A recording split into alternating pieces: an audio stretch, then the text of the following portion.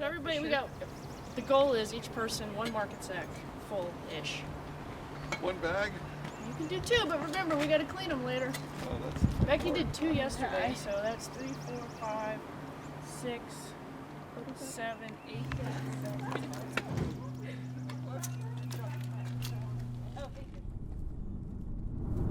So wait, did you grow up eating ramps? I didn't. So there was a MCC crew leader who grew up here eating ramps, and we started this festival at Swallow Falls. But I knew what a ramp was. Like, it was always at my grandparents, and never really understood it. And then we did this first festival, and That's awesome. it was cool. So how do you know when the right time is to go find these ramps? Is there anything else that kind of clues you in? No, it's always time of year. It's always right now, elevation-wise. So when all the trout lilies and the trilliums bloom, the ramps are up and ready to go.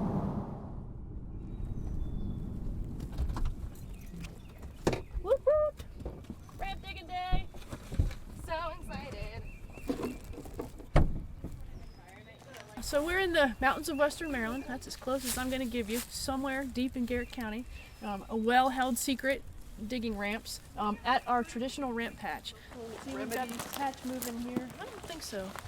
So everybody's got their own favorite and different tool, as you can see. We've got long shovels, we have crowbars. I have a hoary knife in here somewhere. When you sit down, like you decide you're gonna dig here, you're gonna just pick a few out of this one spot, and you're gonna leave the rest. So you wanna get straight down under the root and just motivate them up. And if you clip the roots off, as you get better at doing this, all the better, because you're leaving the roots behind. And there's your first pile of ramps.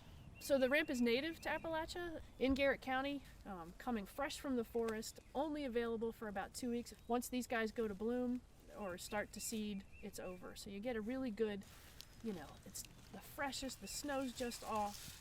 They're just delicious. Like mosses that only grow on a certain side of a tree, they're really specific to soil type, habitat, and moisture. But as you can see, where they grow like crazy. And that's kind of the point. In some places for miles on a mountainside, in the middle of nowhere, down a railroad track that nobody knows about, that's where the ramp patch grows. And then my family, as I started telling them what I was doing, they started telling me what their memories of it. And now when I'm in a patch like this, invariably I hear my grandmother at some point talking to me, or my grandfather, Uncle Bud is saying, you need some butter and some white bread and make yourself a sandwich. So for me, it really connects to my ancestors, and I think it does that for a lot of people. And I enjoy bringing that back up into the culture, and I enjoy bringing it to new folks who maybe don't have that connection to it, but now maybe have it through me. All right, I'm giving the 5-minute warning. The judges are in the house, so this is a blind judging. So once you're set up. So we're at the Deep Creek Lake State Park Discovery Center. We're at the 18th annual Ramp Cook-Off. Well, what we're making this morning are some hash browns and ramps. We call them rampy hash browns. And what we're going to be doing is serving the people who visit the event today as they're waiting for the judging to take place. They're going to be outside, and we're going to offer them a little taste of some breakfast food. I'm also going to be frying up some eggs with ramps and some poblano peppers. So we're going to get everybody's palates kind of used to what they're going to experience when they go inside for the sampling. So just give everybody a little taste on a beautiful morning and start the day off right with some ramps and eggs. So now we've come to the judging point. All the creativity is off the charts. We've got chocolate dipped stuff. We have bacon covered things. We have deep fried ramps. Just waiting on the judging, and it's pretty exciting to see what everybody comes up with every year. Yes. Okay. It's early. The judging criteria is not just on rampiness, but it's on creativity, how good the dish tastes overall, presentation. So there's a couple things that factor in. We have, this is a version of an old German potato pancake recipe. And they're potato cheddar ramp pancakes with ramp butter on top of them, which is just real butter with the ramp leaves in it, and some of the ramp balls too. And this is cream cheese ramp dip to go with the crackers. This year I'm making a Mexican street corn fritter. I'm doing some ramps in it. It's just corn and masa lime, chili with the ramps, of course, and the water. And fry it up in the pan. I made the ice cream as not really a joke, but as a, nobody ever made ice cream before. So I made ramp ice cream the first year, and it's coming back every year now because people either love it or hate it. But it's always gone at the end. Oh, wow. Ice cream, use cream, mill cream. We have a long-standing judge, Kevin Dodge, who's been a judge from the beginning, and then I typically just pull someone from the crowd to be the judge, so there's always this impartial, someone who's maybe not even familiar with ramps, so kind of coming at it blind purely from taste. So that's worked every year, and it's been a nice addition to the judging. I think it's going to be a fierce arm wrestling contest. Yeah, me too.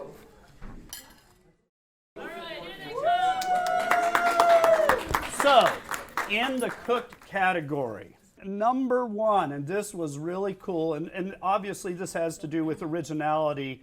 This really is good tasting. The sweet and savory chocolate and sea salt batter dipped ramps. So much going on, but as you drive along, one of your symbols of spring on these rich hillsides are just seeing these big, vast green patches of ramps, and that's just like, I know what that means. That means I'm getting to eat a whole bunch of ramp recipes for free.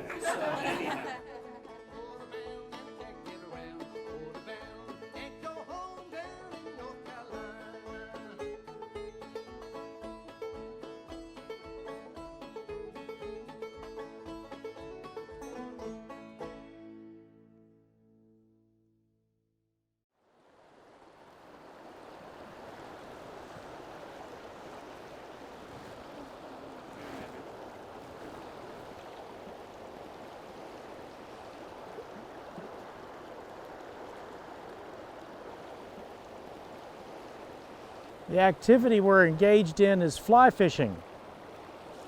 The idea is that you're mimicking the food that the trout eat.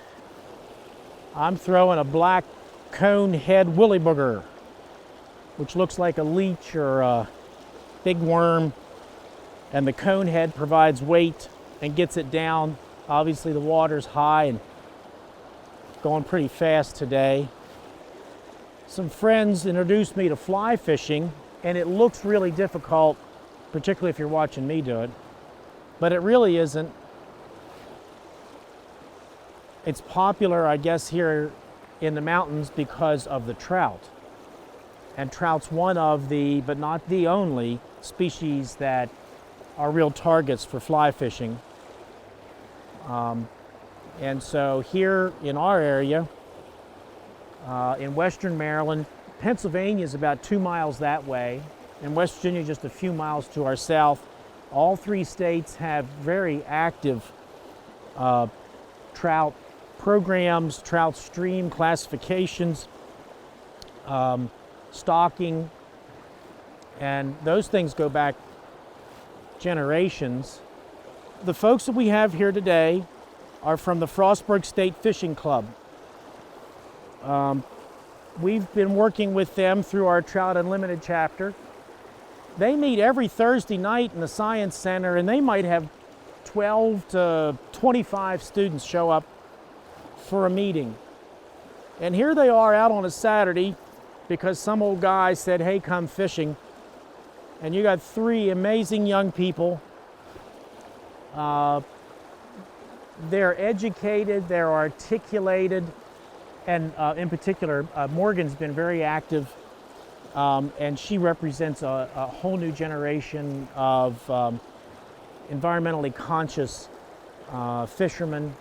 Obviously, she's female, but it's there's an awful lot of talk about gender roles, and she's living proof that there isn't any when it comes to fishing. They came to fly fishing in different ways. One was genetic, grandfather, father. The other was through art, through the tying of the flies. I learned tying flies before I started fishing, and I'm just interested in art a lot too, and I've found it as to be like a second art form. So I figured if I enjoy tying these things, I might as well go out and use them. And fly fishing itself is already a sport where you're a little bit more connected, and when you catch a fish on a fly that you tied, it just kind of adds to that level. So it's really cool. One of the things that we see, unfortunately, in young America, which is why I'm so proud of the Frostburg State students that are here with us today, an awful lot of their lives is spent on electronic devices. They literally do everything on computers and smartphones and tablets, and I'm not knocking them. I've got a bunch of them. She got hers out. Yeah. Only she got one. Look at that. See, you can't get that experience on your tablet or your smartphone. That's a nice one.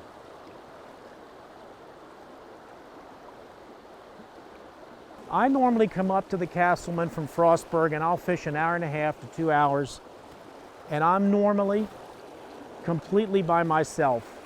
Now I do fish occasionally with friends.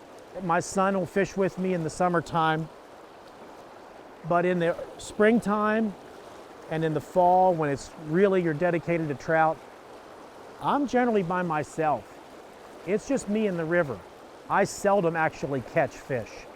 There's a 40-year joke about me and not catching. But it's me in the river.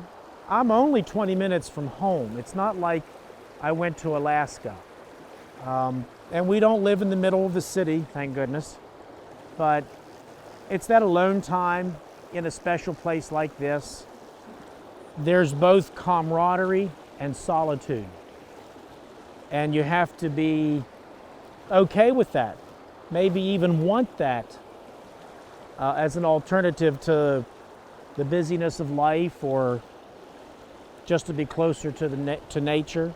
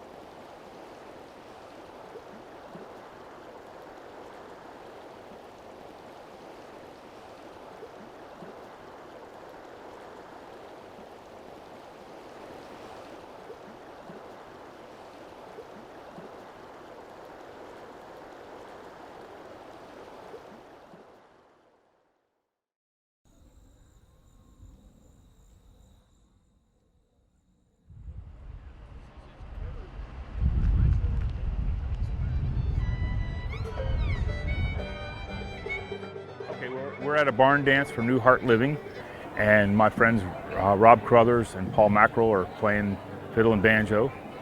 It's a fundraiser and a dinner. We're just going to do some dances, play some music just for fun. That's right.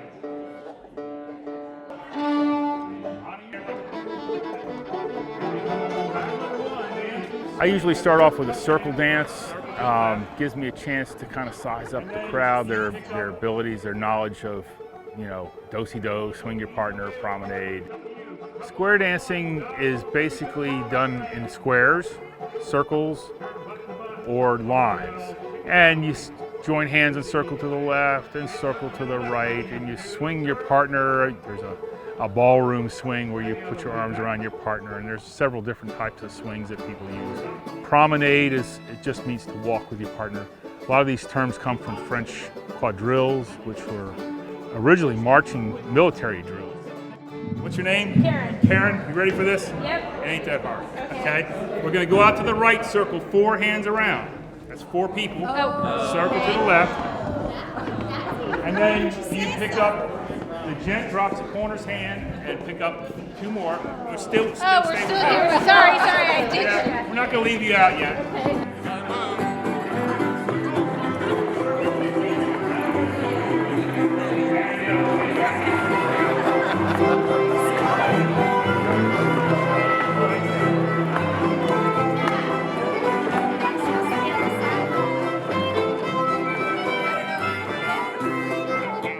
I think it's just a good way to get people together, have a good time, to meet new people, and hopefully carry on the tradition. Like I was saying earlier, the traditions have changed. It used to be French military drills were quadrilles. They still call them quadrilles up in New England. The Virginia reel came from the English country dances, the Irish ceilidhs, Irish and Scottish ceilidhs, and even the French minuet were done more in lines like a Virginia reel. African American influences made it a little bit livelier than the British and Irish traditions, Scottish traditions. There's even a Seneca version of a Virginia reel that I saw one time, Seneca Indians. But basically, the dances haven't changed for hundreds of years. And I imagine it'll keep going for another 100 years or more. I hope. Right, left, left, go, go, go. And right arm swing, one round, step back, and the head comes down. Back, back, back, back, back, back, back, back, back, back, back, back, back, back, back. Move up to the top and start again with a heel and toe and heel and heel and toe and heel and heel and toe and heel and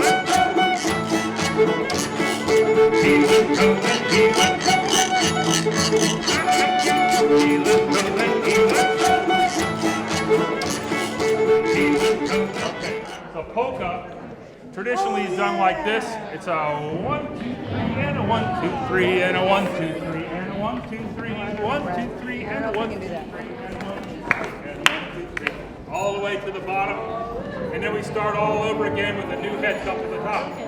Okay, now. Thank you. Give her a big hand. So, that's what I was just going to explain, okay? Any semblance of that works for me, okay? So, if you want to do a 1, 2, 3, and a 1, 2, 3, and a 1, 2, 3, and a 1, 2, 3, or just la la la la la la walking down the stairs. As long as you get to the bottom, okay? You gotta get to the bottom somehow.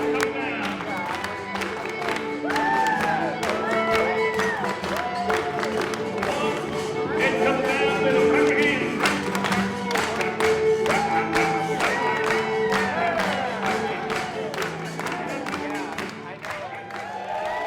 I work with kids a lot in the schools, and one thing I always tell them, I always ask them, why do you think people do these dances? I mean, they've been doing these same dances for hundreds of years. Why are we still doing them? And they say, well, because their teacher made them, or because it's traditional. And somebody usually says, because it's fun. I said, that's the reason. People are having fun. You know, it helps people get to know each other better, feel comfortable with other people. I remember after September 11th, we had our fall frolic a couple weeks later, and we were like, should we cancel this? You know, everybody's just so shook up, and nobody's really gonna come out to dance after all this. And we decided to go ahead with it, and darn if we didn't have 200 people show up. And everybody was just so glad to get out of the house and get together and see people that they haven't seen since last year sometimes, and get together with people they don't know and just have a good time. Most of the callers I know are getting pretty old. A lot of the callers that I learned from are gone now. But there's some young ones coming up, and there's a lot of good musicians coming up that are playing these old time tunes. They sometimes have put a little funky rock and roll kind of, you know, swing to it, but it's the same old tunes and the same feeling to the music, and it's got a good steady beat. People love dancing to it. I think it'll keep going.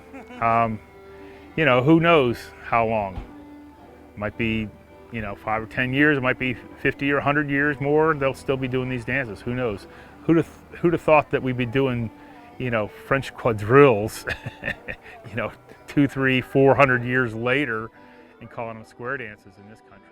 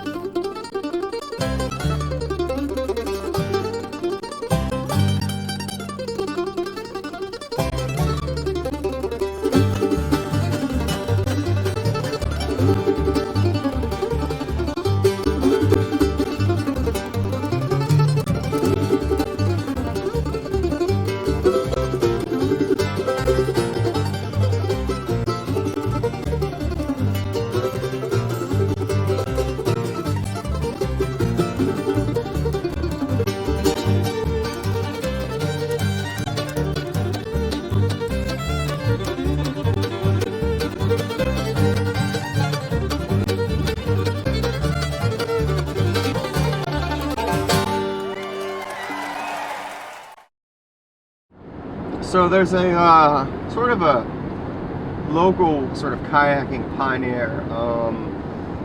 Goes by the name of Charlie Walbridge. So as a bit of a pioneer on rivers and creeks back in the day. And when I say back in the day, I mean, you know, kind of in the late 60s and through the 70s.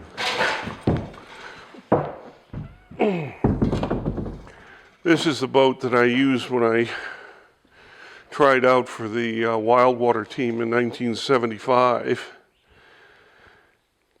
Not the fastest in the world, but it's in kind of rough shape. I've only been in it about 2 or 3 times in the last 25 years. And then there, that's the Munich Hahn, which this one here, 1972 is an old Czech boat used in the natural colored boat. That's a Phoenix Slipper, the first successful slalom kayak that was designed by somebody in this country. An interesting one because that was the first. Most of these boats were given to me. The only boat of theirs, mine, is that blue one. I probably built, 20 or 30 boats. I've never taken an account. Really sure. Somebody will come up and say, "Do you want a such and such boat?" And I'll say, "Sure." And they'll come up and drop it off. I haven't been up here for probably a year or so. I grew up in New York City, and I was one of these kids who wasn't really sure that there was dirt underneath all of the concrete and asphalt.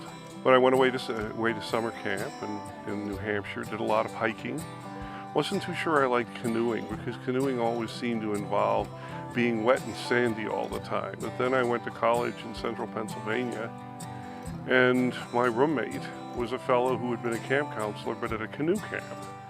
And we started an outing club there at Bucknell. And we were open canoe people. We were paddling conventional aluminum canoes, the kind that make a big boom when you hit a rock.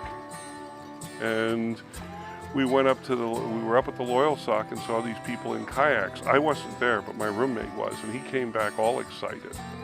We asked for a pool session at our university, and the coach, who was a swimming coach, sort of looked at us through narrowed, slitty eyes and said, "Nobody is putting their dirty boats in our pool." Well, we were fortunate in that our faculty advisor, Dr. Nicholson, was on a committee called the Place of Sport and University Life. And he went over and talked to Coach Russell about how if he couldn't find a way to accommodate us, he'd have to bring it before the committee. And that undoubtedly they would have a lot of questions for him. And so Coach Russell called me up and he said, you can have from 8 o'clock until 10 o'clock on Sunday, figuring that no way we would do that. But of course we said yes. I had come out here for the Savage races. I ran the cheat with Bob Burrell and Paul Davidson, who, as I said, wrote the first guidebook. I realized that this area is a really fine area for whitewater. There's just a lot of different opportunities very close by, a lot of rainfall. There's something going all the time. Got run off the Upper Yaak at a high flow and got a rapid named after me as a result. Charlie's Choice. My choice was to hike out at that point because I was getting seriously outgunned. Not that many first descents. A lot of early descents. Well, one of them is the Upper Blackwater. Another one is the Little Sandy. In the early 70s, which was when I was in my 20s. You didn't see people who are multi-sport athletes. You didn't see a guy who climbed and hiked and mountain biked and skied and boated. Because boating was pretty much a full-time job. You were making your gear, you were making your boat, you were trying to figure out where you should go, and there was a lot of off-river time that was needed. And now, you take a kayak, you can just take it off the shelf, put it in the water, and paddle. Of course, canoes were the traditional way of navigating around this area. The rivers were highways, and the major cities like Pittsburgh were put at major at major river confluences. Kayaks were used in the far north, and those were the kinds of designs that people were starting with. When I started paddling, a race boat was a 4-meter boat, which was 13 feet 2 inches long. Over time, the length of the boats has shortened. And of course, I knew things had changed when this kid was up at the upper yacht and he had a Miata. He was sitting in the driver's seat and his 007, which was a 7-foot boat, was just chunked into the passenger seat. That really went mainstream because these boats were also reasonably comfortable. And so you just had, at the same time, really a tremendous influx of young people. I grew up about, I'd say it's like 10 miles north of Cumberland, on Bottle Run actually, which is back in Prohibition days they used to make booze there, and my property is right where the creek comes right out of the ground. We used to go fishing all the time and canoeing, you know, that sort of thing, like just kind of float trips they would call it around here. But I think I was probably like 12 or 13 and my parents bought me a kayak for Christmas actually. But I was really, really pissed because I wanted a trampoline for Christmas. We went kayaking probably when I was 12 or when I was like 13, I'd say. My dad went with me and he pretty much flipped over after about a minute of kayaking, and then I went and did the rest of it. Like it was like a mile. I just kept going by myself. So when I moved back, I got the boat out of the garage, and we still had the life jackets and the paddle and everything. So Nathan, he was just starting to get into it, and so he was like, yo, you got a kayak, so I'm gonna buy this kayak, you know. When I decided to buy a whitewater kayak, actually went through a place in Confluence called River Sport. Once I got a job up there, between the owner and some of the other kayak instructors that worked up there, they just kind of I guess I could say they took me under their wing and just showed me the ropes of whitewater. And so it was actually through Nathan that I got introduced to the people that I boat with now. There's a lot of local people around, and it's like when you find a group, then you sort of just make yourself work into that, and that's how you learn, you know. I appreciate the young guys for what they are and what they're doing, which is way beyond what we imagined. And hopefully they appreciate people like me the way I appreciated the guys who went before me. There's a lot of people that are still around here that I'm sure have some pretty amazing stories about running stuff back in, the 1960s when you made your own kayaks in your garage out of fiberglass. To look at the boat and look at the paddle and just look at all the gear, it's really amazing to me, because those people that were boating in that era, they were the true pioneers. When we first came here, one of the things that became real obvious is that the locals were pretty scared of the water. But a lot of times when we would talk to a local, they would tell us about relatives or friends who had been killed trying to cross a river or swimming in a river. In terms of this sort of playful recreation sport, like as a sport, is sort of a fairly new thing, I think. On the one hand, there is a tradition. The tradition goes back to the post-war era when people started coming out here. But they aren't locals. Eventually, you started to get local paddlers, usually from around the university towns. But the people out here think it's pretty nuts. My neighbors across the road, who I think highly of and who are wonderful people, they would no more get in a raft and go down the river than fly to the moon. The way rivers are used to me is sort of like the continuance of the tradition. You look at how all these places pop up on the map based on where rivers are and where water is. You just start to get into kayaking, you start looking at you take out the map and you pull it out, and especially one of the maps that shows all the rivers, and you can just look where this river comes into that river, and then this river comes down. And kayaking is this way of understanding the landscape and how all this place comes together through the movement of water. Well, when you learn how to paddle whitewater, all of a sudden you're very aware of how water moves. You find yourself looking at drainage ditches and and small streams and even the ocean in a completely different way. You're in the flow, and so it's using gravity to move through the medium, and then also opposing gravity at certain points and being able to move back and forth between all that, and with balance and with, you know, strength. There are an awful lot of wrestlers who have become good paddlers. I think it's because, unlike a ball sport like football or baseball, you're really reacting to the pressure and force that your opponent is putting on you. And you'll sort of see this thing where people are kind of pushing at each other, and then all of a sudden there's a flurry. And in the same way with paddling, you're, say, out on a wave or playing a hole where you're pushing against the water and the water is pushing against you, and you're trying to use the water to move yourself. You have to take that point where it's like you're able to look at the river and see what's happening, which is actually one of the most fun parts about kayaking, because that's understanding more. You know, that's one of the things about boating. It's 90% mental. The physical dynamics of the water are fascinating.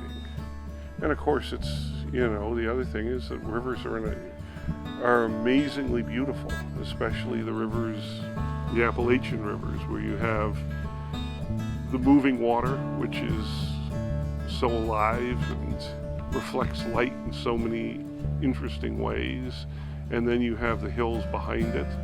It's a remarkably rich scene.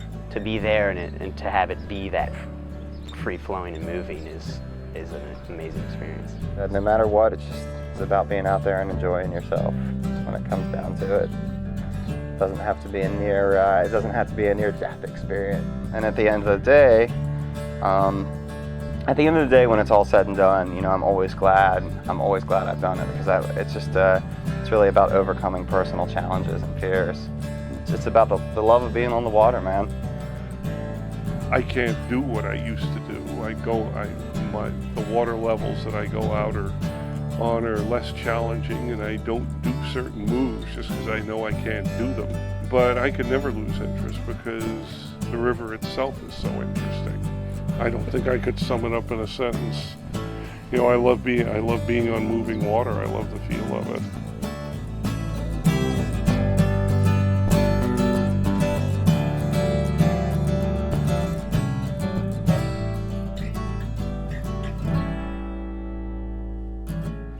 Maybe I shouldn't drink it. How strong are these?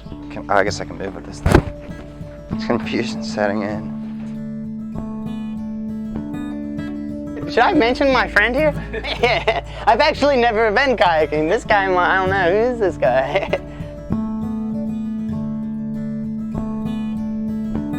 And that actually is something that old Pappy and John and I have talked about before. Hey, old Pappy.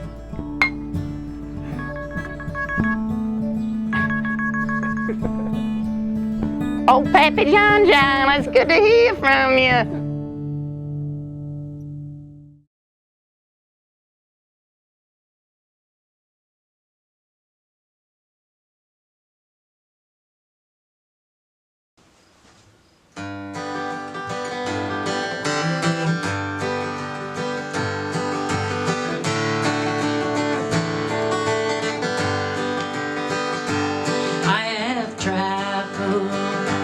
This world over, I have seen the ocean blue. I have climbed the highest mountain, but my love for you's been true. I left you on the hillside where the spring flowers grow. For many years now I have wondered, but I've come back home to you.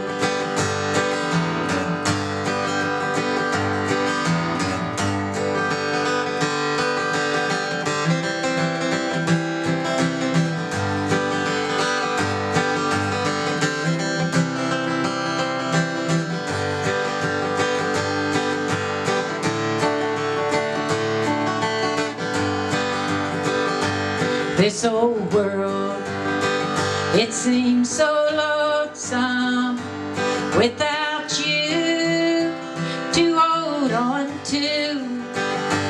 My next stop will be in heaven. I'll meet you there up in the blue. For I know that you've been waiting. I know your love for me was true. When I see your smiling face, dear, then I'll know that I'm home too. I have traveled this world over. I have seen the ocean blue. I have climbed the highest mountain, but my love for you is true. I left you on the hillside where the wild spring flowers grow. For many years now I have wandered, but I've come back home to you. Yes, I've come back home to you.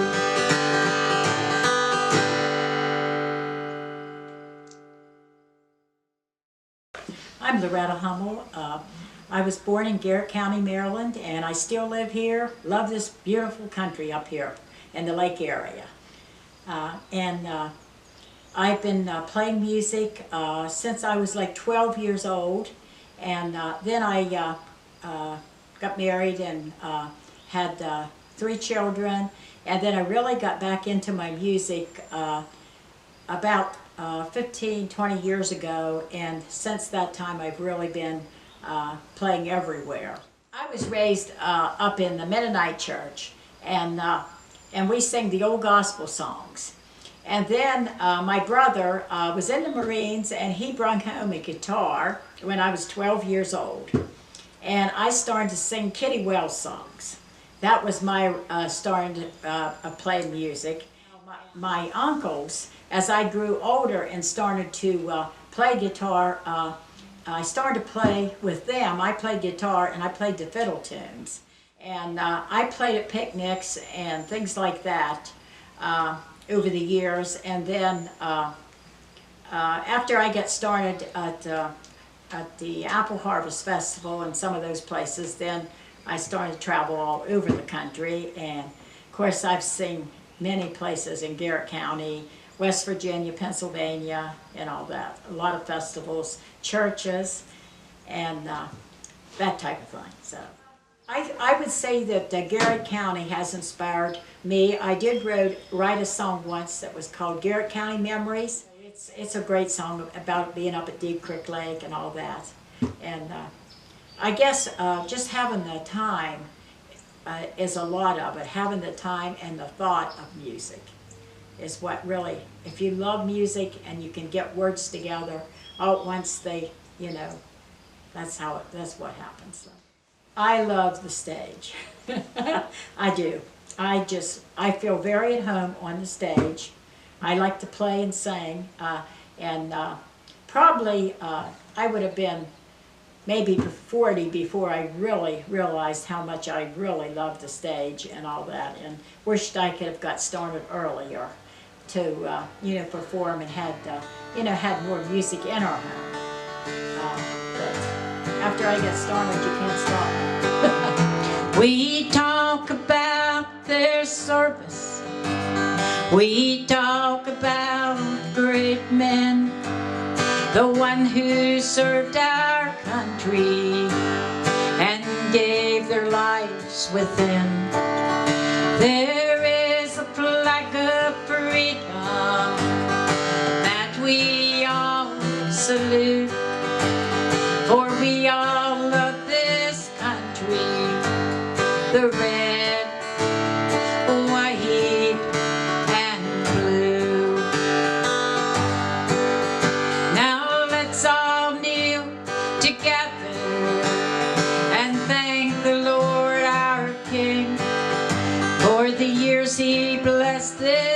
country and brought us peace within.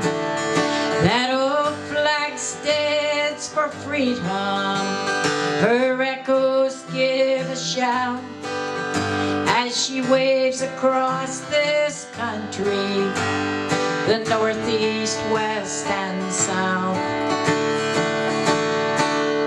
Now let God lead us forward to a place we're all proud of, the United States of America, this great country that we love.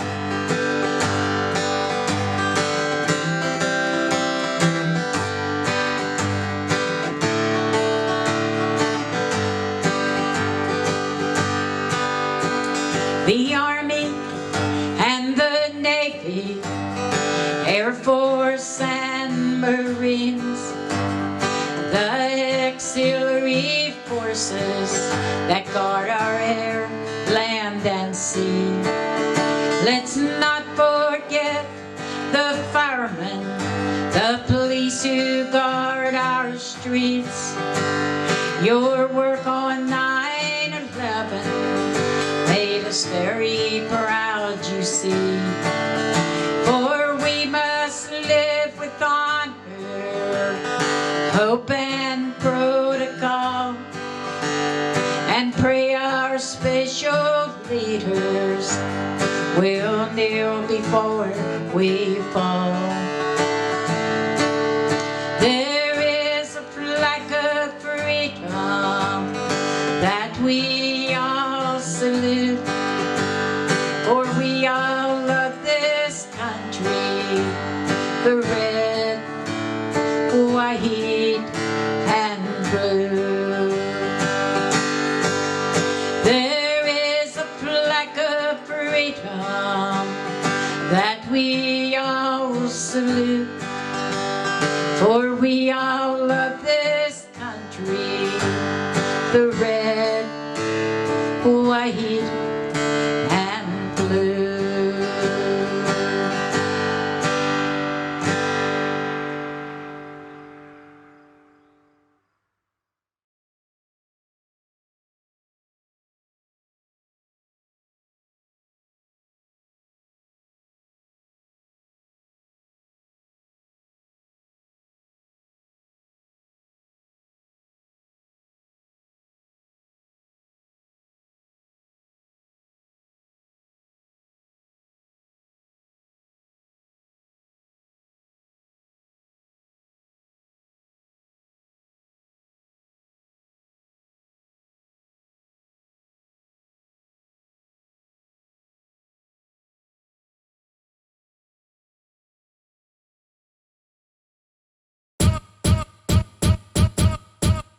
Baltimore club music is very influential. It's evolving. It may not be the same as it was 20 years ago. It's just going off to the moon, but Baltimore is the home base.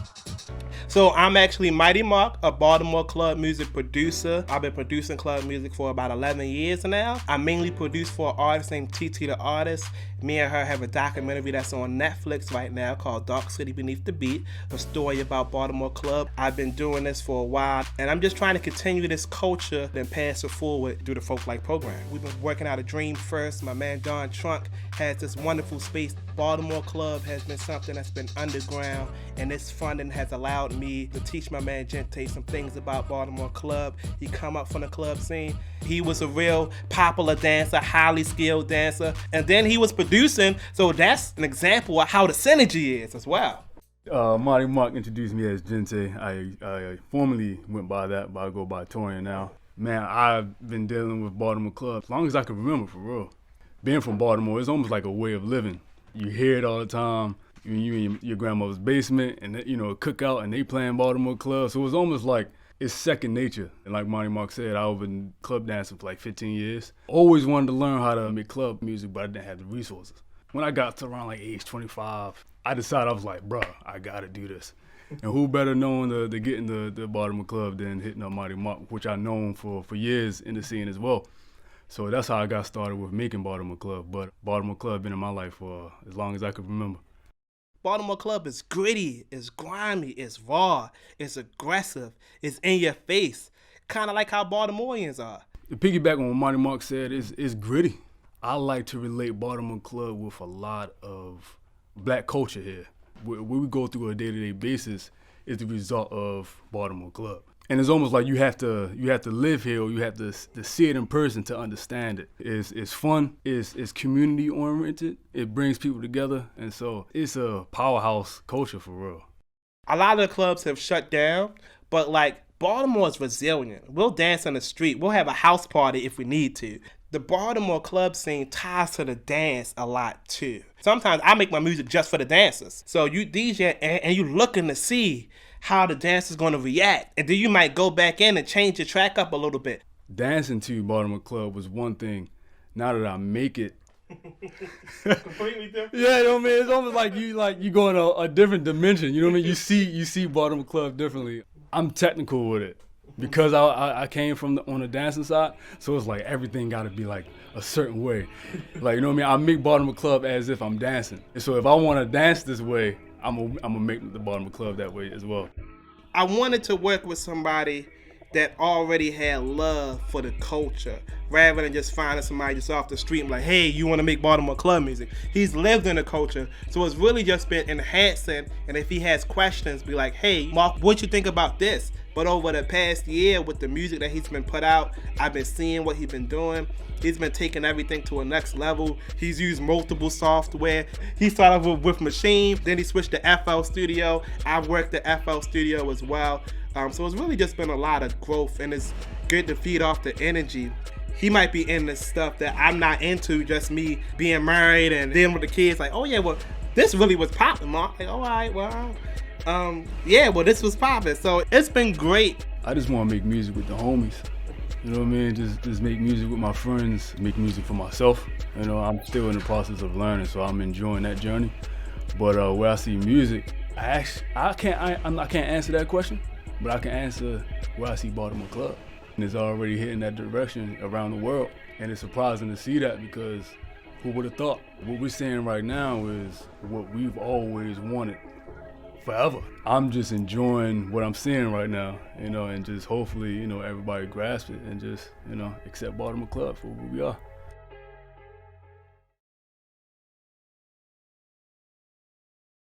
Fiddle's like a human voice. If you really are serious about this instrument, you can duplicate it. If you can sing it, you can play it. It's priceless, because then you can make your violin fiddle sing. I am Ricky Simpkins. I've been playing music for just about all of my life. We had a bunch of TV shows growing up, one of which was Don Reno and Red Smiley and the Tennessee Cut-Ups. Their fiddle player's name was Mac McGay, and I just really was digging what he was doing with that fiddle. He was smiling, dancing.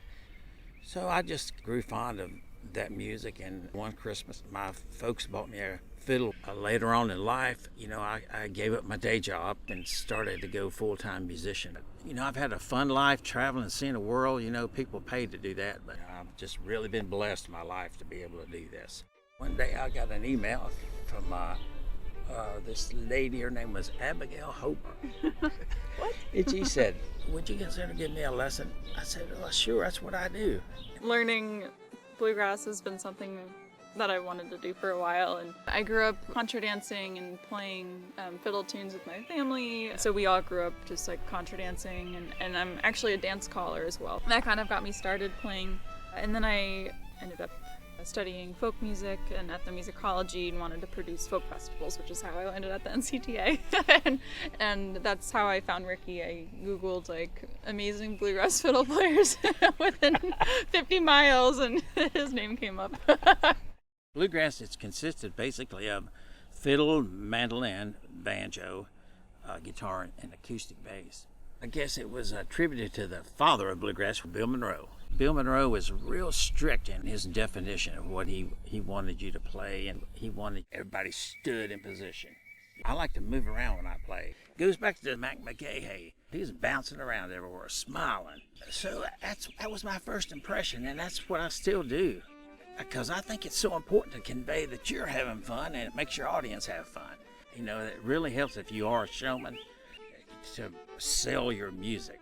Although I know magnificent players that don't move a muscle except for what they're doing, these fingers in this hand, but you know, it's all in what you want to present.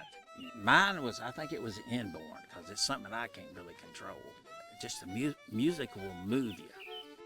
Music's a huge part of my life, and I really want to be growing as a musician till the day I die. So Ricky's been really helpful in just teaching me a lot of tunes. It's a lot to remember, and I really struggle with keeping them all straight, but I'm definitely improving. I've worked really hard at my vibrato this year, and I think my tone has just gotten a lot better. We've been learning a tune a week since probably about the first part of August or so forth. And she's doing really well. I'm proud of her. I don't know, it kind of just feels like drinking from a fire hose. Like there's just so much to glean and to learn, so I'm just trying to get what I can. I'm 28, so there's just like a lot of like wisdom that Ricky has that I don't have access to at this point in my life. Wisdom about music, but also just life in general. And so I'm proud to be teaching her what I've gained throughout the many years and all the folks I've played with. That's been really cool to know that I have a path forward to just keep improving and to keep practicing and keep listening.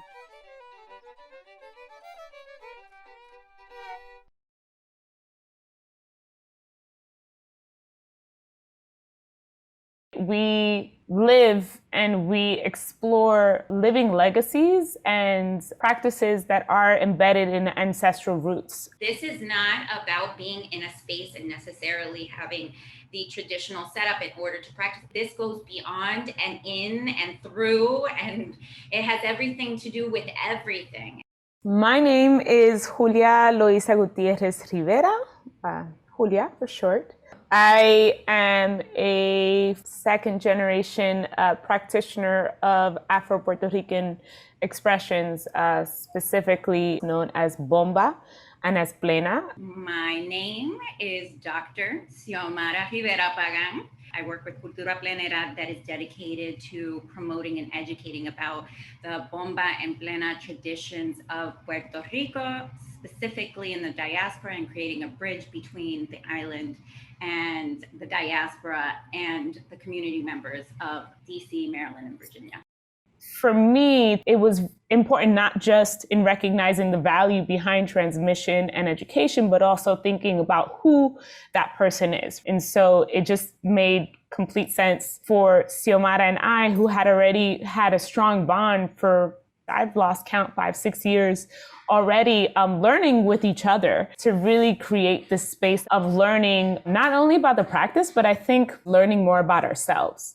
It's about how do you live these practices and these traditions and these ways of being when you're walking down the street, when you are engaging with people. There is no right and there is no wrong. You have your way in which you define and embody yourself within it. Our realities are not the same as our ancestors' realities, so you should.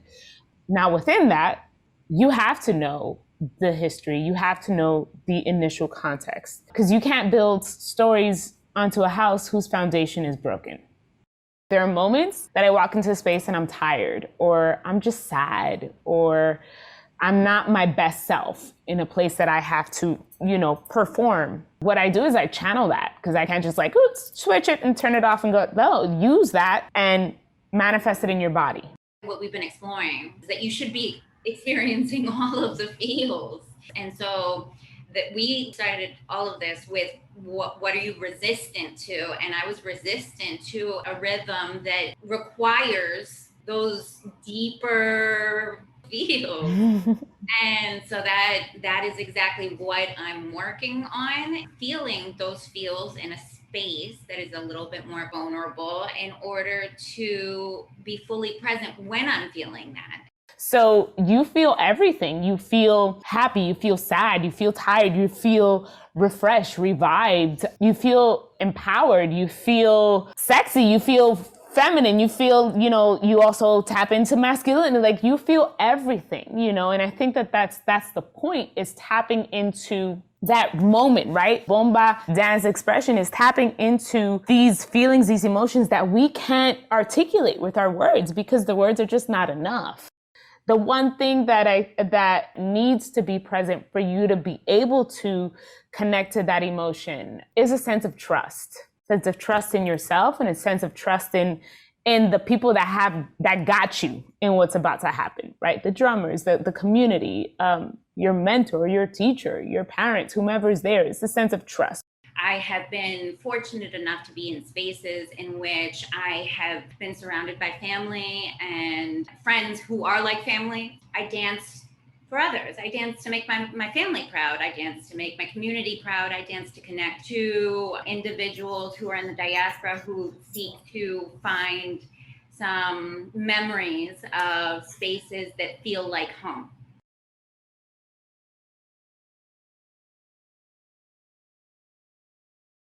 Drum is revered because this is the medium through which we communicate with the spiritual world. It is used not just to elevate the singing, but to elevate everybody in the room. So but when it comes to secular drumming, well, we can play if you want. I mean, we can play our compa, that the Haitians love, and we different styles, where everybody mingled and just enjoy each other's company. My name is Gerald Oramo. Music has always been part of my life since I was 10 years old, and when I started playing classical guitar. But drum has always been, around, so I consider it like a fish in the water. It's like, yes, just pick it up and just let's learn it real well and play with good people. My name is Gary Bien-Aimé. I've always been intrigued by playing the Haitian drum, because the Haitian drum has been, the core to our Haitian history, and I've always thought I was a good drummer until I met Gerald, and then from that point on, that he has been teaching me to expand on what I've known. We all know that this music came with us from Africa. This is a very rigorous practice, because ours is linked to the way we dance, the way we worship, and the way we sing. Normally, we play with the three drums that we play. The mama is supersede them all, because it's that person who is playing it is supposed to be the master drummer. The mama means mother, and then mother, which is woman, that leads everything. Without the mama drum, you don't have what Gerald says, a circle of music. The second drum is played with two hands, and it accompanied the top drum. But one of the instruments that I become fond of, and I'm going to put it up here, it's the bula, which is the smaller drum. And then you have the bell that helps to keep the rhythm up, but it doesn't necessarily have to be there, because it's the bula is already keeping the rhythm. Learning the drums from Gerald, everything precise, and then learning the notes and learning when to come in high, when to come low, has been such an eye opener for me. I'm very proud to have Gary, not just as a friend, but also as a student, and put up with my tendency to be a little bit rigorous, but this is what it is. When it comes to one's culture, it's a sensitive thing. I tend to tell them, look, you're gonna fail if you don't come. Yeah, you threaten me all the time. In fact, you threaten me all the time. I used to, and we meet on. We used to meet every Sunday. So I have some time to come on Fridays. Due to COVID, we come on Fridays, and we do Sundays. And then I have to tell you, you probably know that Gerald teaches us at Morgan. And so sometimes, he says, hey, if you don't come at the time, you will fail the class. And then the pressure, is always on me. And I know he means it in the most loving way, but it also, at the same token, it's a motivation for me to capture as much as I can from a great drummer as Gerald. But at the end of the day, once you put your hands on some Haitian drums, and you will feel the rhythm of the nation inside of you.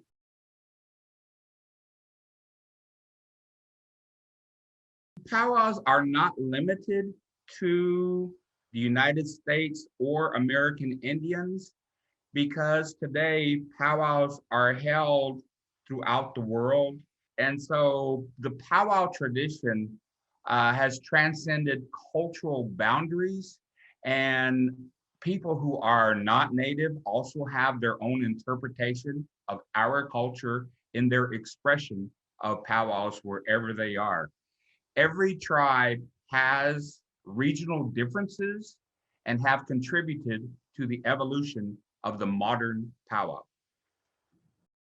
A simple definition is a powwow is a celebration of being Indian where singing and dancing are the focus.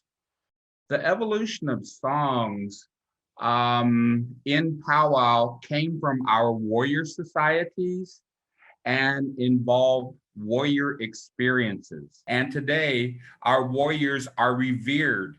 Within the powwow structure, there are warrior songs that are sung from a time when the language was different. You can trace the evolution of language through our songs.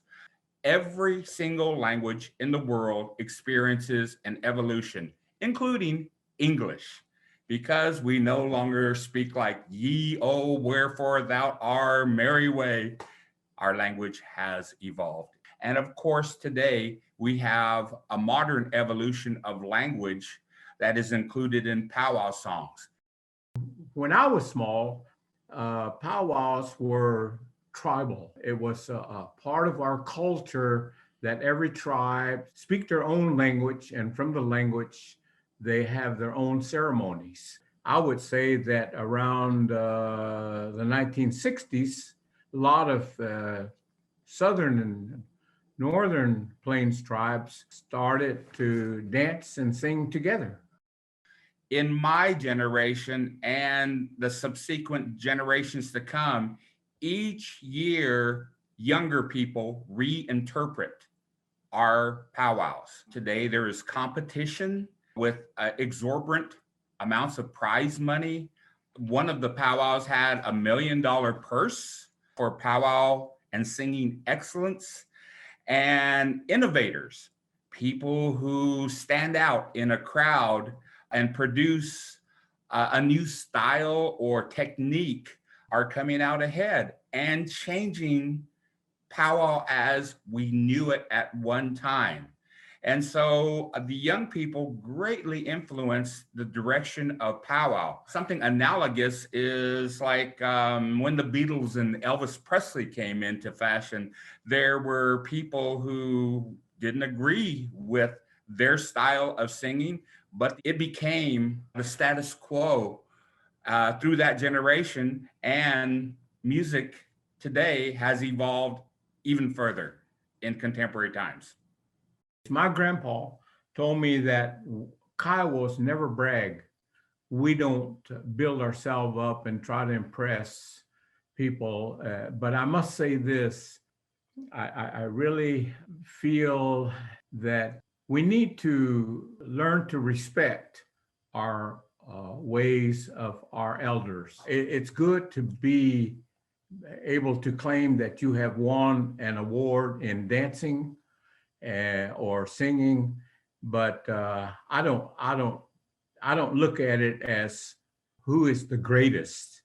I feel like everybody must contribute to make it a great powwow. It brings families and relatives together and sing and dance and experience the enjoyment from that. I really am interested in teaching how we can perpetuate this thing that's fun and, to me, very important. We're Indians. We have to always hold on to who we are, our roots, and this is part of being a Native American, our culture.